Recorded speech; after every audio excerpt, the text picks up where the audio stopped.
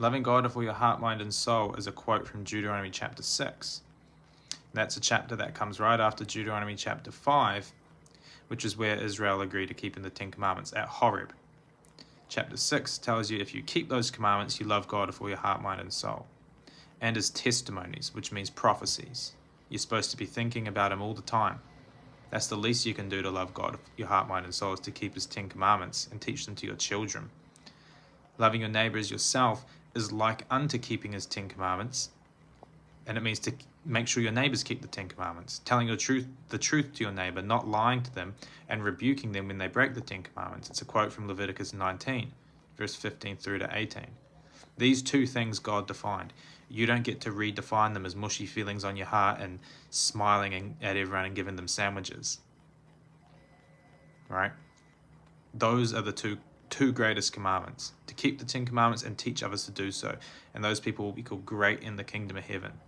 The ones that do the opposite, break them and make others break them, they'll be called least from those who are actually in the kingdom of heaven, and they look down and they're where the worm doesn't die and the fire's not quenched.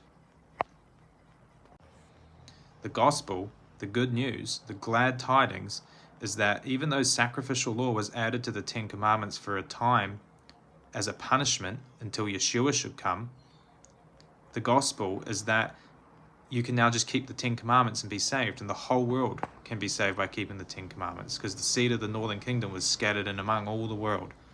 So that's the good news. You're no longer under sacrificial law. The whole world can keep the 10 simple commandments, including the Sabbath day on Saturday at dawn to dawn, and enter into the Commonwealth of Israel and walk through one of the gates to the kingdom of heaven. That's the gospel.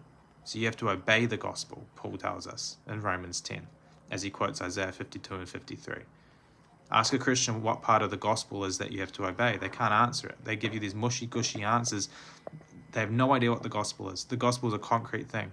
Yeshua refreshed the law of God to the original 10 Commandments again, and the whole world can keep the 10 Commandments and be saved. Good news. You're no longer under sacrificial law. You're no longer separated from God.